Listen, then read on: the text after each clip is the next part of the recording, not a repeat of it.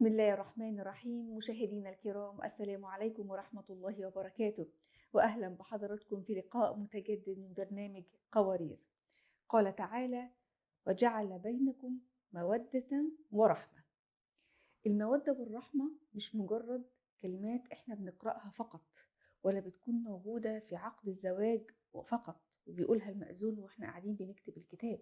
أبدا، المفروض ان هي دستور بيمشي عليه الحياة الزوجية والأسرية، بتحمي البيت خصوصا وقت الشدة قبل الرخاء. ليه؟ لما الزوجة بتمرض، ربنا يعافيهم جميعا يا رب، بنشوف الزوج ممكن في بعض الأوقات يتخلى، في حين إن الزوج لما بيمرض بنشوف الزوجة بتتحول لجيش من الصبر، ونلاقيها بتشيل وبتداوي وبتحافظ على بيتها، والمجتمع بيعتبر إن ده واجبها، ما ينفعش ما تعملوش أصلا، وإن دي حاجة مش محتاجة إن احنا نشكرها عليها يا جماعة. لأ، ده واجبها وأصلها، وإن ده علشان هي بنت أصول. لكن الصدمة بقى لما بنلاقي العكس بيحصل، إن هي اللي بتتعب. بنلاقي بعض الرجالة، مش كل الرجالة، بيتخلوا وبيبقى مش عارف يعمل ايه، عايز مخرج، بيدور على اي مخرج عشان يخرج من الازمة اللي هو فيها دي، انه يتحمل مسؤولية الست دي ويصبر عليها زي ما هي صبرت عليه. لا، والصدمة الكبيرة ان احنا بنلاقي المجتمع واللي محيطين بيه ان هم بيساعدوه في ده. وايه المشكلة؟ انت لسه صغير، انت عايز اللي يشيلك، انت عايز اللي يخدمك، وانت لسه شاب. طب ما هي لسه شابة ونفس الوضع بالظبط. لكن لا، المجتمع بيديله رخصة ان هو يتجوز عليها ويخذلها ويتخلى عنها. ولكن لو هي فكرت تعمل كده وما شاركتوش في تعبه، مباشرة يتحولوا ان انت ما عندكيش اصل، وان انت زوجة مش اصيلة، وكل الكلام السيء اللي انتوا عارفينه. طيب، احنا النهاردة هنتكلم في موضوع حساس جدا جدا، وهو ليه الزوجة لما بتتعب بعض الرجالة بيتخلوا عنها وعن مسؤوليتها، بيدوروا على زواج آخر وعلى مخرج آخر، وبيخلي الوجع وجعين عليها، وجع المرض ووجع الخذلان، والمجتمع بيأيده. وليه لما بيحصل العكس هي واجب عليها وفرض تشيله على راسها، وتفضل واقفة جنبه، وتتحول لجيش من الصبر والتمريض وكل حاجة، ولو فكرت في العكس تتهان وتتبهدل من المجتمع. هنجاوب على السؤال ده بكل تفاصيله مع ضيفتنا اللي مشرفانا، الأستاذة نورة نحاس، المستشارة الأسرية والتربوية. السلام عليكم وأهلا مرحبا يا أستاذة نورة. وعليكم السلام ورحمة الله وبركاته. يا أهلا وسهلا ومرحبا. أهلا وسهلا بحضرتك، أهلا وسهلا، وسعيدة بلقائي مع حضرتك. الله يكرمك يا رب، يكرم الله الجميع. تسلم يا رب العالمين. أستاذة نورة، ليه المجتمع بينظر لتضحية الزوجة ووقوفها جنب زوجها في محنته وفي مرضه إنه واجب عليها، وده أصل، وإن هي يعني مش محتاجة تتشكر على حاجة زي كده، وإن لو الزوج هو اللي عمل كده وقف جنبها في محنتها وفي مرضها، يا الكل بيسقف له تسقيف حار جدا، وقد إيه أنت ابن أصول، وقد إيه أنت استحملتها، وإن أنت يعني كتر خيرك جيت على نفسك ومضحي. بسم الله الرحمن الرحيم، الحمد لله والصلاة والسلام على رسول الله وعلى آله وصحبه ومن والاه. يعني أولا أشكرك على اختيار هذا الموضوع، لأنه موضوع شائك فعلا ويحتاج وضع النقاط على الحروف. إذا أردنا أن نحفر عميقا ونوصل لجذر الموضوع قبل أن ننظر، فرح نلاقي أنه مجتمعنا مجتمع ذكوري بحت، ومجتمع مادي أكثر ما يكون مجتمع مسلم شرعي. فإذا حطينا الشرع وهو الصراط المستقيم على المحك، فممكن نلاقي 90% من الأسر رايحة حتتساقط. الأصل في الموضوع لما صار العقد الشرعي الميثاق الغليظ هو أن يكون كل طرف للطرف الثاني أمان، سكن، مودة ورحمة. هذا الأصل.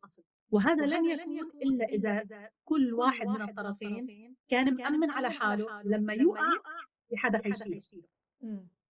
فبعقد الزواج مو مكتوب أبدًا إنه أنا لكِ وقت الرخاء وأنتِ وقت الرخاء. لذلك رب العالمين قال مودة ورحمة على طول العمر، على طول المواقف، على طول السقطات والأمراض إلى آخره. طيب من أين أتى هذا؟ إذا نحن تزوجنا زواج شرعي مسلم في مجتمع مسلم، فمن أين أتت هذه المشاكل؟ إمم. الأصل في ذلك الجذر الاجتماعي لها هو التربية الذكورية من الأمهات لأولادهم الذكور. إمم. يعني يحق للذكر ما لا يحق للأنثى. يعني من يومين أنا وقع أمامي موقف بنت وشاب 15 و20 سنة، البنت والشاب بالبيت وعم يتخانقوا مع بعض مين بده يعمل خدمة للوالدين. إمم. مو كل واحد بده يعني يبر أحسن، لأ، مين بده يرمي المسؤولية على الآخر. بالأخير من انتصر؟ إمم. الشاب، لأني ذكر. قومي أنتِ لأنه أخوكِ شاب. فلما نربي أولادنا بهذه الطريقة يخرج رجل من المجتمع مبرر له أن يفعل ما يريد لزوجته. إمم. وبالتالي عنده نوع من الأنانية. إذا تفضل على أسرته وعلى زوجته ممكن يعطيها ثمن الدواء، ياخذها على الطبيب. فمثل ما قلتِ يصفق له المجتمع لأنه عمل شيء واو خارج إطار المجتمع، لكنه ليس خارج إطار الشرع. بالعكس، لو نأتي إلى الشرع لرأينا النبي عليه الصلاة والسلام قد حرص دائما على قوله استوصوا بالنساء خيرا. ولرأينا عثمان بن عفان ترك غزوة لأجل أن يرعى رقية رضي الله عنهما. إمم. فهذا المثال موجود بالإسلام وبالتاريخ الإسلامي بيحط النقاط على الحروف. فلماذا يبرر المجتمع؟ نعود للسؤال. إمم. يبرر المجتمع لأنه يرى أن المرأة ضعيفة وتحتاج دايما إلى من يسندها ومن يعطيها.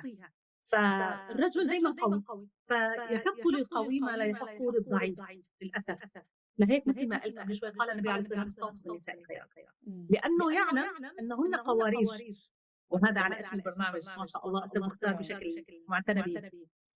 فلأنها قارورة فتحتاج عاطفة أكثر، تحتاج حنية أكثر، فالاستهانة بها سهل. ومن هنا يأتي الأجر الكبير. فما كم علينا من مسؤولية لحتى نرجع مجتمعنا للصراط المستقيم. كل البرامج وكل الداعيات وكل المختصات يجب أن يحرصوا على تقوية المرأة لحتى توصل للحد الشرعي. تعرفي ندى أنه أغلب الأمهات وأغلب الزوجات ما بيعرفوا حقوقهم الشرعية، إنه أنا بحق لي إنه أنا أتمرض عند زوجي وهو يكتب لي دواء وهو يحط لي كمادات وينام جنبي.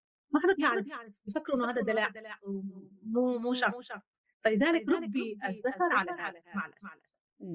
طيب يبقى إحنا كده عندنا مشكلة كبيرة أصلًا في التنشئة من الصغر يا أستاذة نورة، إن هو نشأ على إن أنا ما باعملش حاجة في البيت، أختي هي اللي بتعمل لي، وأنا لو عملت حاجة هيبقى أنا ده تفضُّلًا وتكرُّمًا منّي، وبالتالي هو نشأ على كده، فأصبح الزوج اللي ممكن يتخلّى في أي وقت. وده يخلّينا نروح لنقطة تانية ونقطة مهمة جدًا، هو بعض الأزواج اللي بتهرب من مسؤولية زوجاتهم في حال المحنة أو في حال المرض، بيهرب بسبب الخوف والّا بيهرب بسبب هو عنده خلل أصلًا في مفهوم القوامة والمسؤولية، هو مش عارف دوره أصلًا فعشان كده مش عارف يعمله؟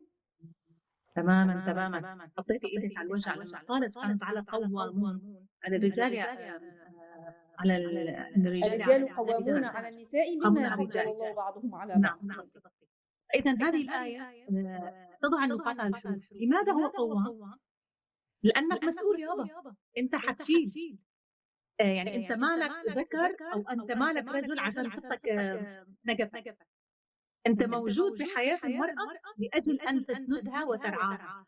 فلو فهم الذكر، أنا رح أرجع كلمة الذكر وهو صغير، معنى إنه أنا عندي خصوصية في القوامة بالبيت، لبدأ ببيت الأهل برعاية خواته وأمه.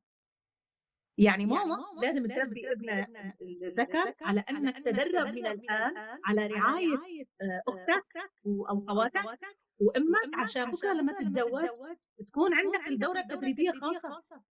وكذلك البنت بتتدرب بالبيت عشان هذا الموضوع.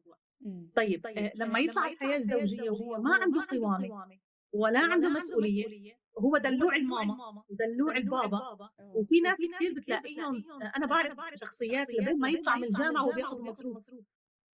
إيه إمم. ده؟ بتاخد مصروف من بابا وماما، يعني أين الرجال؟ إمم. يعني أين أسامة بن زيد؟ أين من رُبِّي على يد النبي عليه الصلاة والسلام؟ صلى يعني الله أين عليه نحن وسلم. من تربية أولادنا على هذا النهج؟ فلمّا يطلع وهو غير مسؤول، فكتير سهل إنه يتخلّى، يعني بيعتبرها وكأنها كرسي أو كنبة أو ثلاجة كانت في البيت وصلت مفعولة، إمم. شكرًا، السلام عليكم. هذا الرجل الذي لا يعرف المسؤولية ولا القوامة أصلًا. إمم. نأتي إلى الأصل واللي هو إنه أنت مفروض يعني أعطاك الدرجة لمّا رب العالمين درجة، أعطاك إياها عشان تقوم بالواجب الشرعي، اللي هو هذه الأمانة بين إيديك. أصلًا المرأة يعني غير مطلوب منها إنها تعمل، غير مطلوب منها تطلع من البيت، ليه؟ إمم. لأنه في مين عم يجيب، في مين عم يسند، في مين عم بيقيّم يقدّم عليها يدلّع. اللي ربنا فضّله وبما تمامًا. أنفقوا. تمامًا، إمم. فهو طول الوقت عم يجيب الطعام والشراب والدواء والعفش واللبس، فهي مؤمّن عندها كل شيء، فلماذا تخرج؟ إمم. يعني إذا أحبّت أن تخرج فهو يعني حُبًا وكرامة، أمّا الأصل أن تكون مخدومة في بيتها، إمم. هذه هي القوامة. إمم. طيب إذا في نقطة معيّنة كتير حابّة أحكيها بهذا الموضوع، إنه إذا كانت المرأة ما موجود عندها زوج، ماذا تفعل؟ بعد ذلك الأب، العمام، الأخوان، الأولاد، كلّهم مسؤولون عن هذه المرأة. طَب إذا عُدمت ما عندها ولا واحد من هدول الذكور، المجتمع كلّه، القاضي، الحاكم مفروض أن يرعى تلك الدولة. المرأة ولا تحتاج أي ذُل من أنواع الذل في المجتمع. إمم. فلو يُصان المجتمع بهذه الطريقة، تُصان المرأة بهذه الطريقة، صدقيني المرأة ستبقى مُعزّزة مكرمة في بيتها لو كان عمرها 100 سنة. بالتأكيد. ولو مرضت، ولو شو ما صار فيها، لكن إمم. نرجع مرة أخرى إلى القوامة والحس بالمسؤولية وما معنى الدرجة التي فضّل إمم. الله بها الرجال على النساء. تمام جدًا. طيب إحنا عندنا للأسف الشديد الضغط المجتمعي. الحقيقة بيساهم المحيط بقى، إزاي بيساهم المحيط ده اللي هو سواء كانوا أهل أو أصدقاء في شرعان التخلّي الراجل عن مراته، عن زوجته في حال مرضها أو في حال محنتها. وهل جملة من حقك تعيش، أنت من حقك تعيش حياتك، يعني أنت لسه صغير، أنت لسه شاب، هي كما يقال هي المسمار الأول في نعش ووفاء الزوج، أول مسمار دقه في نعش الوفاء بمعنى الكلمة؟ سبحان الله. يعني لمّا يُعقد العقد ترين الزوجة والزوج من أحلى الأشياء اللي بيعملوها، بيطعميها، بتطعميه، بيقبّلها على جبينها، بيحضنها، بيرقص معاها إلى آخره. هذه اللحظات الجميلة لو تمدّد، يعني ما تكون over بأول يوم، لأنه هي يعني لقطة فقط. لو تُمدّد مشاعريًا مع بعضهم البعض، ستجدي إنه فعلًا هدول الزوجين بعد يكون معهم رحلة طويلة بالحياة، حيلاقوا بين بعضهم نوع من الوفاء والمودة اللي ما بيهون عليه يسمع أنينها، ولا يهون عليه يلاقيها تعبانة أو يلاقيها بإيدها الرضيع وعم تهز فيه بالليل، هو حيقوم لأنه في نوع من المسؤولية. بنرجع مرة تانية نفس الموضوع إنه هو يعني بيريد زوجته تكون مرتاحة. والله لو ترتاح الزوجة في البيت، البيت كله بيصير البيت منور كله هيرتاح، مش الزوج فقط، وكله حيعيش الأبناء عيشة وهو طيبة. وكل المحاطين بيها. تمامًا. فأول ما يدخل واحد على البيت شو بيقول؟ وين الماما؟ ما بيقول وين البابا، لأنه لو كانت الأم مرتاحة ورايقة بتربي صح وبتطبخ صح وبتعطي المجتمع صح وبتخدم زوجها صح وبتحبه صح. فإذا كان في ضغط من المجتمع يشجع عدم الوفاء، فهذا يدل على قلة الأصل، اعذريني، إمم. وقلة الدين أيضًا. بالضبط. لأنهم معتمدين على مقولة هذا ما وجدنا عليه آباءنا.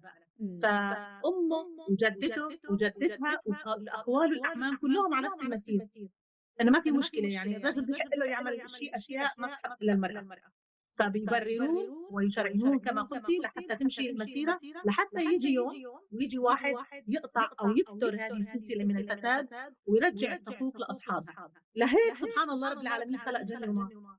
إمم. هدول بدّن يتعبوا وهدول بدّن يتعبوا. إمم. بالتأكيد. بالتأكيد. طيب أستاذة نعم، نورة، إحنا ما زال معانا محاور كتير مهمة جدًا، في يعني مثلًا الزوجة اللي بتتعرّض للموقف ده المفروض إن هي تتصرّف إزاي، إن مثلًا الحقوق والواجبات، الجفاء اللي الزوج بيعمله في الوقت ده يعني المفروض ممكن يتعالج، ممكن الزوجة تنساه، كتير من المحاور إن شاء الله هنناقشها مع حضرتك، ولكن في حلقة أخرى بإذن الله، جزء تاني من حلقتنا. ولكن لا يسعني الآن إلا إني أشكرِك شكرًا جزيلًا الأستاذة نورة نحاس، المستشارة الأسرية والتربوية، على وجودِك معانا، شرفتينا وأفدتينا كتير. الحقيقة يا جماعة في الختام، الوفاء مش مجرد إن هو رد جميل، لأ، ولا هو حمل تقيل إحنا بنشيله وقت المرض. الوفاء هو جوهر الميثاق الغليظ، وجوهر الأصول، وجوهر التربية اللي أنت اتربيت عليها من صغرك. ربنا وضع الميثاق الغليظ بين الزوجين وجعل بينهم مودة ورحمة تتجسد في حاجات كتير، منها وفي صلبها هو الوفاء في الشدة قبل الرخاء. المرض مش اختبار للمريض لوحده بس، لأ، ده اختبار كمان لشريك حياته اللي معاه. هل هيعدي معاه الأزمة دي هما الاتنين مع بعض وهيقف في ظهره ويبقى سنده، ولا هيتخلى عنه؟